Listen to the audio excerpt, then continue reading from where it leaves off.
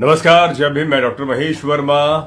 बिल्कुल मैं चाहूंगा कि आप सभी जुड़ जाएं। और मैंने जो बात अपने फेसबुक पेज पर लिखी है कि किस मुद्दे पर हम एक बार पुनः आपके सामने प्रस्तुत हुआ हूं, तो वो उसी मुद्दे पर आज मैं आपसे बात करने जा रहा हूं। साथियों, मेरा निवेदन है कि आप ज्यादा से ज्यादा जुड़ें और आज हम वो बात करेंगे जो आपको करनी चाहिए।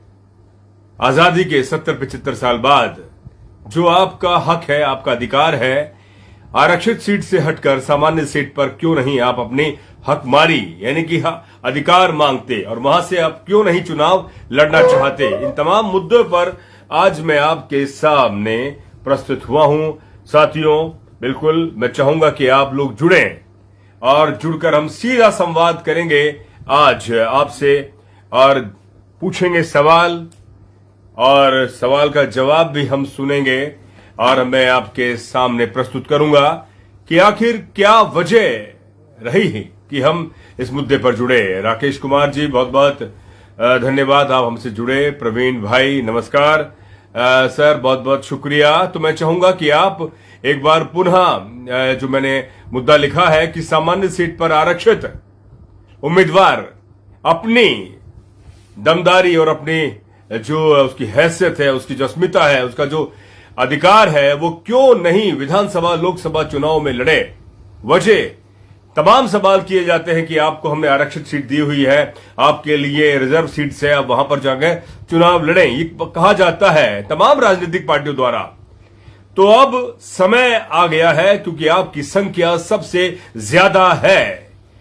फिर भी अगर आप एक आरक्षित सीट पर जाते हैं तो वहां पर आप सिर्फ कठपुतली विधायक या कठपुतली नेता बनकर रह जाते हैं।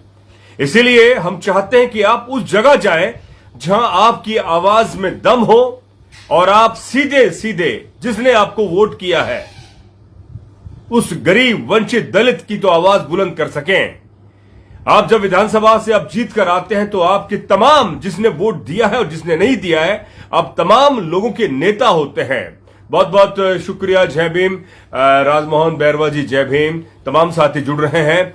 तो मैं चाहूंगा कि आप इस मुद्दे पर आज जुड़ें, क्योंकि जुड़ना इसीलिए जरूरी है क्योंकि आपको भी एहसास हो कि आपका इतना अधिक वोट होने के बावजूद जो 85% आबादी है इस देश की, आपने बिहार के सेंसेक्स देखे, जनगणना देखे। शिवचरण जाजू लिखते हैं कि किशनगढ़ बास विधानसभा बिल्कुल से बीएसपी से ललिता देवी, बिल्कुल वो मैं सही कह रहे हैं आप। किशनगढ़ बास में जहां 2011 के आंकड़ों में लगभग 51,000 से ज्यादा शेड्यूल कास्ट थी और आज तो तकरीबन 65,000 70,000 के आसपास वहां पर है। भागचंद बेरेर भी लिखते हैं इनकलाब जिंदाबाद। बहुत बहुत शुक्रिया। संभावना की तलाश हमेशा रहनी चाहिए। और मैं भी कुछ देर पहले डॉक्टर दिव्य कीर्ति का सुन रहा था, बहुत छोटा उन्होंने एक संवाद कहा कि अगर आपको जिंदगी में झटका लगे या बड़ा झटका लगे तो समझ लेना कुछ बड़ा होने वाला है। ईश्वर, प्रकृति आपको एक बड़ा झटका इसलिए दे रही है कि कुछ बड़ा परिवर्तन होगा, एक बड़ा इनकलाब आएगा, एक बड़ा वजूद बनेगा। तो ये बड़ा झटका इस बार सामान्य सीटों पर लोग चुनाव लड़कर अपना बड़ा झटके को एक बड़े परिवर्तन में तब्दील करना चाहते हैं। मैं डॉक्टर महेश वर्मा, आप सभी जानते हैं कि संपादक हूं डेमोक्रेटिक भारत, एक मीडिया ग्रुप चलाता हूं, पत्रकार हूं पेशे से। तकरीबन 20-22 सालों से मैंने पत्रकारिता कर रहा हूं और देश के विभिन्न चैनल, अखबारों में, रेडियो में, पीआर एजेंसियों में, फिल्म, रेडियो, तमाम मीडिया के संस्थानों में काम किया है। और अब अलवर के जनता ने जो अनुसूचित जाति एकीकरण एक अभियान है, पिछले 1 साल से एक बड़ी मीटिंग, बड़ी बैठक कर रहा था और खोज रहे थे कि क्यों ना सामान्य सीट से एक ऐसे नुमाइंदे को उतारा जाए जो दलित, वंचित, आदिवासी, पिछड़े, माइनॉरिटी की आवाज को बुलंद कर सके और उनके सवालों को विधानसभा में उठा सके कि इतना मोटा बजट आवंटित होने के बावजूद इनका जो आवंटित बजट है वो उसका क्यों नहीं लग पा रहा है, क्यों इनकी आवाज नहीं उठ पा रही है। तमाम योजनाएं बन रही हैं, तमाम ऐसी योजनाएं, हजारों योजनाएं बनती हैं, लेकिन उसका क्रियान्वयन जमीन पर नहीं हो पाता। आपने देखा होगा कि जो तमाम राजनीतिक पार्टियों के जो नेता हैं, जो अपनी चुनावी सभाएं कर रहे हैं और जो दौरा कर रहे हैं, उसमें लाखों करोड़ों रुपए खर्च कर रहे हैं, 10-10 करोड़, 20-20 करोड़ रुपए। ये पैसा कहां से आ रहा है? चुनाव आयोग ने एक पूरा सिस्टम बनाया है कि तकरीबन 40 लाख रुपए विधानसभा चुनाव में लड़ने के लिए आप खर्च कर सकते हैं। लेकिन 40 लाख तो क्या, वो कई ऐसे उम्मीदवार हैं जो 10-10, 20-20 करोड़ रुपए खर्च कर कर अपना चुनाव जीतना चाहते हैं या लड़ना चाहते हैं। करण सिंह जाजोरे लिखते हैं, जय भीम महेश जी, बहुत बहुत शुक्रिया, शुभकामनाएं दीजिए समाज को, इस वंचित दलित आदिवासी समाज को जो अब अपनी वंचनाओं से, अपने उत्पीड़न से बाहर निकलकर अपने हक मांग रहा है। तो मैं बात आज कर रहा हूं अलवर शहर की। अभी आपने कुछ देर पहले या फेसबुक पर या अन्य सोशल मीडिया पर देखा होगा या अखबार में सुना और देखा पढ़ा होगा कि अलवर में, जब अलवर शहर में ढोलाराम छोटवाल जी लिखते हैं, जय भीम सर, जय भीम, के भाजपा ने संजय शर्मा को टिकट दे दिया दूसरी बार यहां से विधायकी के लिए, तो वहीं भाजपा समर्थित वैश्य समाज आज विरोध कर रहा है संजय शर्मा का, भाजपा का, या कहें तो अपनी बिरादरी की वो बात कह रहे हैं वैश्य समाज कि हम इतना ज्यादा चंदा देते हैं बीजेपी को, उन्होंने हमारे को नहीं पूछा, हमारी इतनी ज्यादा आबादी है। उन्होंने कहा कि 75,000 वैश्य शहर में रहते हैं। अब उनसे पूछा जाए कि 75,000 किस इलाके में रहते हैं, जरा आंकड़ा हमें करके बताएं।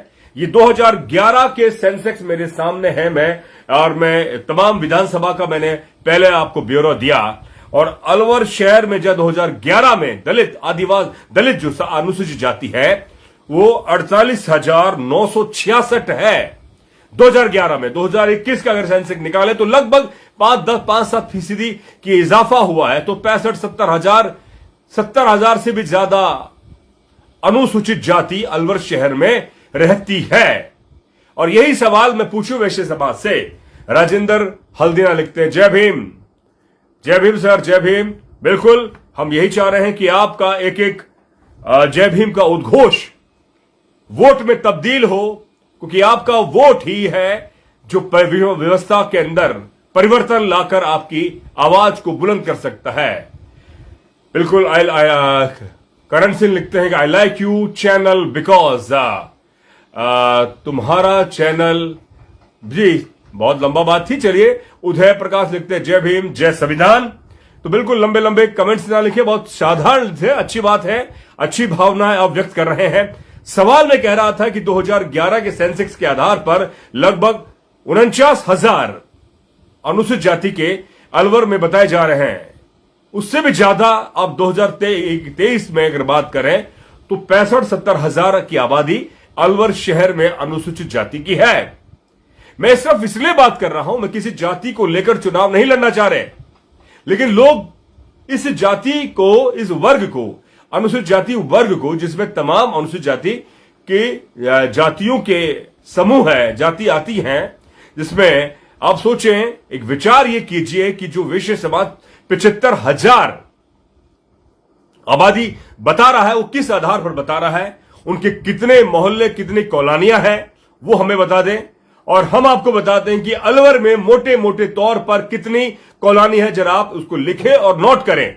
सबसे पहले अगर आप बात करें तो अखेपुरा, उसके बाद ब्रह्मचारी, उसके बाद में अगर आप आते हैं तो लाधिया, उसके बाद आते हैं तो आप दिल्ली दरवाजा बाहर, उसके बाद आप बात करते हैं तो मीनाबाड़ी, उसके बाद टैनबी, उसके बाद अगर आप आते हैं तो स्वर्ग रोड, उसके बाद आते हैं तो 80 क्वार्टर, उसके बाद आते हैं तो आप 60 फुट, उसके बाद आते हैं तो आप खुदनपुरी, नई बस्ती, सूर्यनगर, दिवाकरी, बेलाका, पालका, हजूरी गेट, ये तमाम जो इतने, इनसे भी ज्यादा है, भीमनगर, खुदनपुरी, राजभट्टा, ये सब जो मैं क्षेत्र आपको बता रहा हूं, इसमें जो पॉपुलेशन की जो डेंसिटी है, घनत्व है, मैक्सिमम से मैक्सिमम अनुसूचित जाति की है। खदाना का मोहल्ला, ब्रह्मचारी, ये सारे जो मैं मोहल्ले आपको बता रहा हूं, उसमें मैक्सिमम पॉपुलेशन अनुसूचित जाति वर्ग की है। अब सोचे, इतनी ज्यादा आबादी शहर में होने के बावजूद आज तक किसी भी राजनीतिक पार्टी ने अनुसूचित जाति वर्ग के नुमाइंदे को टिकट नहीं दिया या उन्होंने समझा नहीं। अक्षय बुद्धा लिखते हैं कि सर जी आप संघर्ष करते हैं और हम आपके साथ हैं। जय भीम। बिल्कुल, आपका संघर्ष और आपका साथ ही हमको इस बार अलवर शहर में जीत दिलाएगा और हम चाहते हैं कि जीत लड़ेंगे और जीतेंगे। तो ये मैसेज एक ही को कन्वे होना चाहिए और हमारा मोटो भी यह है कि हमारा जो मानना यह है कि एक वोट और एक नोट यानी कि रुपए के चंदे के हिसाब से, अगर आप चुनाव में आप ही के रुपए से हम चुनाव लड़ रहे हैं, आपके सहयोग से, ये तंत्र, ये प्रणाली, ये व्यवस्था होनी चाहिए देश में। बड़े बड़े सेठ, जो बड़े बड़े जो धन्ना सेठ हैं, जो अपना काला धन इन तमाम राजनीतिक पार्टियों को देते हैं, उससे चुनाव लड़वाते हैं और उसके बाद वो हजारों करोड़ों रुपए के ठेके लेते हैं और उस पर बहुत मोटा भ्रष्टाचार होता है। और फिर उस देश के प्रधानमंत्री, मुख्यमंत्री, तमाम नेता कहते हैं कि हम इस देश से भ्रष्टाचार को खत्म करना चाहते हैं। आप उनसे जाने और पूछें कि आपके चुनाव में अरबों रुपए, हजारों करोड़ रुपए कहां से आ रहा है? मोटा मोटा चंदा ब्लैक मनी के हिसाब से कहां से आ रहा है? ये सवाल पूछना चाहिए। लेकिन हम आपसे कह रहे हैं कि आपका एक वोट और एक नोट, वो आप चुनेंगे कि आप कितने रुपए का नोट आप देते हैं, लेकिन आपका जो एक वोट है और एक नोट है, वो सारा हमारा चुनाव में खर्च होगा, चुनाव की भागदौड़ में खर्च होगा, चुनाव की व्यवस्था में खर्च होगा। क्योंकि चुनाव लड़ने के लिए संसाधन चाहिए, टीम चाहिए, कार्यकर्ता चाहिए। उसकी वजह से हम जो जन जन के बीच जाएंगे, उनकी समस्याओं को सुनेंगे और पूछेंगे कि इन इतने सालों में आपका काम क्यों नहीं हो पाया। तमाम सवाल ही जो है, इन राजनीतिक पार्टियों के नुमाइंदे सिर्फ आपको एक मात्र गिनती भर वोटर ही समझकर रहता है, लेकिन आपकी वोट की ताकत को नहीं समझता। जिस दिन आपने अपने वोट की ताकत को समझा, वो आपके सामने गिड़गिड़ाएंगे और हाथ जोड़ेंगे, पैर पड़ेंगे कि आप हमें वोट कीजिए। मैं फिर कह रहा हूं कि आप अपने अस्मिता को, अपनी इज्जत को, अपने गौरव को बचा के रखें, जिस तरह से आपने बचा के रखा है इतने सालों तक। और उसी गौरव के साथ में, उस क्रांति के साथ में इस देश के अंदर आपने व्यवस्था का परिवर्तन किया। मेरे पीछे आप देख सकते हैं बाबा साहब और तथागत गौतम बुद्ध की तस्वीर लगी है। बाबा साहब ने बिना रक्तपात के इस देश के अंदर एक इतनी बड़ी क्रांति कर दी, आपको संविधान दिया, आपको प्रतिनिधित्व का इतना बड़ा एक संवैधानिक अधिकार दिया। आप इस पर अमल करेंगे तो आप अपने आने वाली पीढ़ियों के लिए एक ऐसी व्यवस्था का निर्धारण करेंगे जहां आप अपने गौरव से और गर्व से कहेंगे कि हां, हमने उस आवाज को समझा और सुना। अब हम सामान्य सीटों से, आरक्षित सीटों से नहीं, सामान्य सीटों से अनुसूचित जाति के नुमाइंदे को हम चुनकर विधानसभा असेंबली में भेजेंगे और वो हमारी बहन बेटियों की, उनकी बहन बेटियों के अधिकार, उनकी इज्जत, उनके स्वाभिमान की रक्षा करेंगे।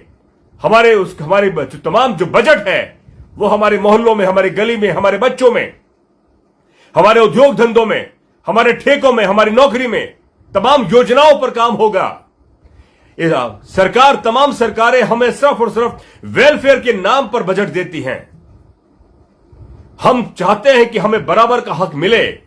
हम किसी दलित प्रकोष्ठ, तमाम राजनीतिक पार्टियों के दलित प्रकोष्ठ बनकर न रह जाएं।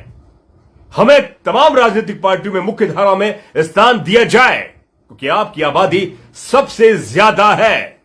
आप किसी भी राजनीतिक पार्टी में जाइए तो वहां पर आपको एक दलित प्रकोष्ठ का नेता बनाकर छोड़ दिया जाता है, लेकिन एक सामान्य इंसान को, सामान्य वर्ग के व्यक्ति को वो सबका नेता है। लेकिन एक अनुसूचित जाति वर्ग से नेता निकला हुआ नेता, उसको आप एक सिर्फ दलित प्रकोष्ठ का बनाकर छोड़ देते हैं। सिर्फ चरण जाजू, ललिता देवी किशनगढ़ से बास से विधानसभा की तैयारी कर रही, बहुत बहुत शुभकामनाएं। आप इस तरह से तैयारी करें। करण सिंह जाजोरिया, क्या आप भी चुनाव लड़ने जा रहे हैं? बिल्कुल, मैं कह रहा हूं कि अलवर शहर से अनुसूचित जाति एकीकरण अभियान के तहत डॉक्टर महेश कुमार वर्मा, जो मैं आपके सामने बोल रहा हूं, उन्होंने मुझे प्रत्याशी घोषित किया है और मैं चाहूंगा कि ये प्रत्याशी समाज ने मुझे घोषित किया है। मेरी इसमें किसी भी तरह से मेरी इसमें पहले मैं नहीं सामने था। उन्होंने मुझे चुना है, मुझे खोजा है, मुझसे बात करी है। कई दिन तक हमने उनसे बात करी, इफ एंड बट्स करे, सवाल जवाब किए। उसके बाद उन्होंने कहा कि आपको हम चुनाव लड़वाते हैं या पूरा समाज आपके साथ है, चुनाव लड़ेगा। इसीलिए मैं कह रहा हूं, बाबा साहब ने पृथक निर्वाचन की बात कही थी, 2 वोट के अधिकार की बात कही थी। वो 1932 में जब पूना पैक्ट का उन्होंने किया, तो आप समझे, उनका सीधा कहना था कि हम अपने वोट से अपने नुमाइंदे को चुनेंगे और अपने वोट से सामान्य को भी चुनेंगे। जब हम अपने वोट से अपने को चुनेंगे तो आपको एहसास होगा और पता रहेगा कि हम किसको चुन रहे हैं। और अपने वोट से जब सामान्य वर्ग को भी चुनेंगे तो नहीं पता होगा हम किसको चुन रहे हैं। ये 2 वोट का अधिकार बाबा साहब ने पूना पैक्ट के लिए समझौता किया था, लेकिन महात्मा गांधी यरवदा जेल के अंदर अनशन पर बैठ गए। जेल पर बैठे तो बाबा साहब पर दबाव आया। पंडित मोतीलाल नेहरू और सरदार सप्रू द्वारा उनके पास पहुंचे कि आपको महात्मा गांधी की जान बचानी है, जीवन दान देना है, अब बचा दीजिए, नहीं तो एक इस देश के अंदर रक्तपात होगा, बड़ा संघर्ष होगा और अंतोगत्वा दलित जो समाज है उस पर यह कहर टूटेगा। बाबा साहब विचलित हुए, गंभीर विचार किया। उसके बाद में यरवदा जेल में महात्मा गांधी से वो मिलने गए और उसके बाद में पूना पैक्ट हुआ। उस समय जब ये पूना पैक्ट की जो समझौत, रैमजे मैकडोनाल्ड जब इंडिया ब्रिटिश भारत के प्रधानमंत्री थे, तो उन्होंने 71 सीटें पृथक निर्वाचन के आधार पर दी थी। लेकिन पूना पैक्ट जब हुआ उसके बाद में गांधी ने कहा कि नहीं, हम आपको 71 से ज्यादा 148 देते हैं।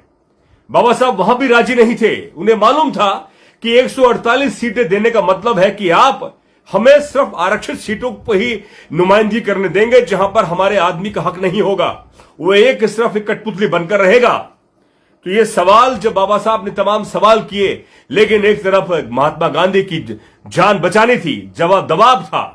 आखिर में उन्हें दबाव, जो इतना दबाव था, उन्होंने पूना पैक्ट पर समझौता करना पड़ा। उसे पूना समझौता कहें या पूना पैक्ट 24 सितंबर 1932 को बाबा साहब ने किया। तो यह सवाल जब बाबा साहब से पूछा गया कि आप ने पूना पैक्ट किया, तो उसके बाद बाबा साहब ने 1942 में स्टेट एंड माइनॉरिटी जो किताब बाबा साहब ने लिखी, उसमें उन्होंने कहा कि जब मैं पूना पैक्ट पर हस्ताक्षर कर रहा था तो मेरी आंख में आंसू थे और मैं ग्लानि से भर गया था कि जिस वर्ग को मैं उसके अधिकार दिलाने के लिए मैं संघर्ष कर रहा था, लड़ रहा था, पूना पैक्ट मैंने जो किया था कम्युनल अवार्ड के तौर पर, वो आखिर दबाव में आकर, दबाव मुझ पर डाला गया, मेरे समाज पर दबाव डाला गया। उनकी जान बचाने के लिए उनसे रक्तपात होता, उनके साथ संघर्ष होता, उनकी बहन बेटियों की इज्जत लुटती या उनको मार दिया जाता बहुत लोगों को। उसको बाद में मैंने पूना पैक्ट पर समझौता किया, सिग्नेचर किया, हस्ताक्षर किया। उसके बाद 71 से 148 सीटें दी गई, लेकिन उस सीटों को भी पूरे भारत में हर जगह वितरित कर दिया गया। मान लीजिए राजस्थान के अंदर 5 सीटें हैं, गुजरात में 2 सीटें हैं, कश्मीर में 4 सीटें हैं या उत्तर प्रदेश में 10 सीटें हैं, एक जगह 148 नहीं। ये सीटें उस समय निर्धारित की गई शिक्षा में, रोजगार में, सरकारी नौकरियों में आरक्षण की बात की गई और अंतोगत हुआ वही संविधान में जब बाबा साहब ने जब संविधान का ड्राफ्टिंग कमेटी के सदस्य अध्यक्ष थे, ड्राफ्टिंग कमेटी के अध्यक्ष थे बाबा साहब, तो ये प्रावधान किया और इस तमाम बातें बाबा साहब ने उसमें उल्लेखित करी और उसके बाद आरक्षित वर्ग को शिक्षा में, रोजगार में और चुनाव के अंदर, विधायकी के लिए मात्र 10 साल के लिए आरक्षण की बात की गई थी।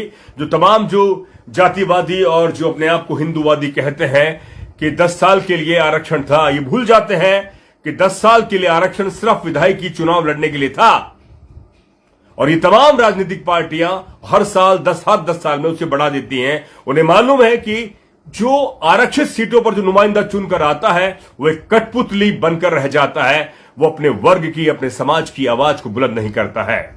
तो साथियों, अलवर शहर से इस बार हम जोर आजमाइश कर रहे हैं। क्रांति का बिगुल बज चुका है और इस बार अलवर शहर में जहां तकरीबन 70-75 हजार से ज्यादा अनुसूचित जाति वर्ग के लोग नुमाइंदगी करते हैं या यहां रहते हैं, उनका शहर है, बरसों से रह रहे हैं, वो इस बार एक बड़ा परिवर्तन करें और मैं साथ में पिछड़े वर्ग से, आदिवासी वर्ग से और सवर्ण वर्ग से भी चाहता हूं कि इस बार, हर बार हम आपको वोट करते हैं, हर बार आपको हम अपनी एक वोट की जो कीमत आपको पहुंचाते हैं, लेकिन आपने हमारी कभी रखरखाव नहीं किया, हमारी देखभाल नहीं करी, हमारा आवाज को नहीं सुना। इस बार हमें भी आप अपने एक मौका दीजिए। तो साथियों, मैं आपसे जो बात कह रहा हूं, इसकी आवाज को आप अपने आवाज को बुलंद कीजिए और इस देश के अंदर सामान्य सीटों पर उतरकर एक व्यवस्था के अंदर परिवर्तन लाने की भी सोचें, क्योंकि आप हर बार जब सोचते हैं कि हम सामान्य सीटों पर उतरेंगे तो हमें सामान्य लोग वोट नहीं करेंगे या पिछड़ा वर्ग का वोट नहीं करेगा या अन्य लोग वोट नहीं करेंगे। आप एक बार कोशिश कीजिए, परिणाम क्या होता है नहीं मालूम, लेकिन आपकी कोशिश एक बड़ा परिवर्तन भी ला सकता है, लोग के अंदर विचार ला सकता है, एक नजीर बन सकता है, एक उदाहरण बन सकता है। आपका उदाहरण, आपका नजीर बनना ही लोगों के लिए एक बड़ी क्रांति का उत्पाद होगा। तो साथियों, बिल्कुल कल मैं मिलूंगा अलवर शहर के खुदनपुरी में, वहां बात करेंगे आप सभी से और बात करेंगे इस सामान्य सीट से हम अपनी उम्मीदवारी आखिर क्यों नहीं लड़ें। तो साथियों, बहुत बहुत शुक्रिया, धन्यवाद, आप सभी जुड़े। रमेश जोशी लिखते हैं सुपर, कीप इट अप, बिल्कुल। और मुकेश जाटव लिखते हैं जय भीम सर जी, जय भीम। तो मेरा कहना है कि आप अपनी आवाज को बुलंद करें, इस मैसेज को ज्यादा से ज्यादा लोगों तक पहुंचाएं, वीडियो को शेयर करें, लाइक करें और इसे लगातार इस पे कमेंट्स करें कि आपका हक है, हम लड़ेंगे और जीतेंगे।